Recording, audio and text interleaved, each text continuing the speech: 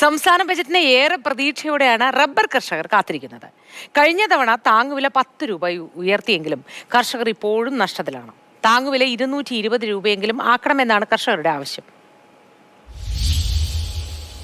നിലവിൽ കേരളം 170 രൂപ റബ്ബറിന് താങ്ങുവില നൽകി വരുന്നു. ഈ തുക വർദ്ധിപ്പിച്ച് 250 ഉയർത്താൻ കേന്ദ്ര സർക്കാരിൻ്റെ സഹായം അഭ്യർത്ഥിച്ചെങ്കിലും ഇതുവരെ ചെവിക്കൊണ്ടിട്ടില്ല. ഈ സാഹചര്യത്തിൽ സാമ്പത്തിക പരിമിതികൾക്കിടയിലും റബ്ബറിൻ്റെ താങ്ങുവില 180 രൂപയായി വർദ്ധിപ്പിക്കുന്നു. താങ്ങുവിലയിൽ 10 രൂപയുടെ വർധനവുണ്ടായെങ്കിലും റബ്ബർ മേഖല ഇപ്പോഴും നഷ്ടത്തിലാണ്.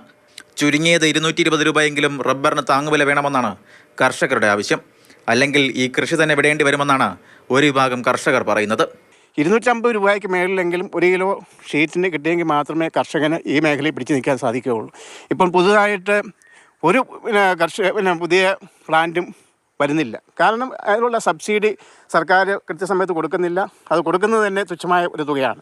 ഇപ്പം കേന്ദ്ര സർക്കാർ നമ്മൾ അവഗണിച്ചുവെങ്കിലും വരുന്ന കേരള സർക്കാരെങ്കിലും അടുത്ത ബഡ്ജറ്റിൽ ഒരു 250 രൂപയെങ്കിലും താങ്ങുവില തന്ന് ഈ കർഷകരെ സംരക്ഷിക്കണം എന്നുള്ള ഒരു അഭ്യർത്ഥനയാണ് കർഷകരുടെ ഭാഗത്തു നിന്നുള്ളത്. കേരളത്തിൽ റബ്ബർ കൃഷി പ്രോത്സാഹിപ്പിക്കുന്ന നടപടികളൊന്നും റബ്ബർ ബോർഡിന്റെ ഭാഗത്തു നിന്നോ കേന്ദ്ര സംസ്ഥാന സർക്കാരുകളുടെ ഭാഗത്തു നിന്നോ ഉണ്ടാകുന്നില്ലെന്നും കർഷകർ കുറ്റപ്പെടുത്തുന്നു.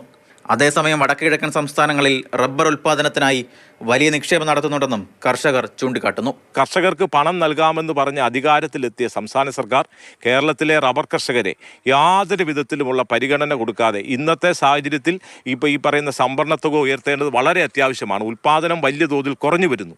ഈ പ്രതിസന്ധി ഘട്ടത്തിലും കേരളത്തിലെ റബ്ബർ കർഷകരെ അവഗണിക്കുന്ന സമീപനം കേന്ദ്ര സംസ്ഥാന സർക്കാരുകൾ ഒരുപോലെ തുടരുന്നു. ഈ അവസ്ഥ മുമ്പോട്ട് പോയാൽ ഇവിടുത്തെ റബ്ബർ കൃഷി പൂർണ്ണമായും ഇല്ലാതാകാനുള്ള സാഹചര്യമാണ് കാണുന്നത്. നിലവിൽ 182 രൂപ മുതൽ 184 രൂപ വരെ മാത്രമാണ് ആഭ്യന്തര വിപണിയിൽ റബ്ബർ വില.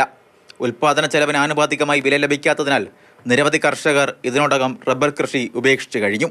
വൻകിട ടയർ കമ്പനികളുടെ ചൂഷണവും സർക്കാരുകളുടെ അവഗണനയും തുടരുന്നതിനിടെയാണ് മറ്റൊരു സംസ്ഥാന ബഡ്ജറ്റ് കൂടിയെത്തുന്നത്. റബ്ബറിന്റെ താങ്ങുവില 250 രൂപയാക്കി ഉയർത്തുമെന്നായിരുന്നു LDF സർക്കാരിന്റെ വാഗ്ദാനം. ഈ ബഡ്ജറ്റിലും റബ്ബർ കർഷകർ പ്രതീക്ഷിക്കുന്നുണ്ട് ദുരിതം മാറിയ ഒരു നല്ല നാളെ ഉണ്ടാകുമെന്ന്. കോട്ടയത്ത് നിന്ന് ഷിനോജസ്റ്റി, മാതൃഭൂമി ന്യൂസ്.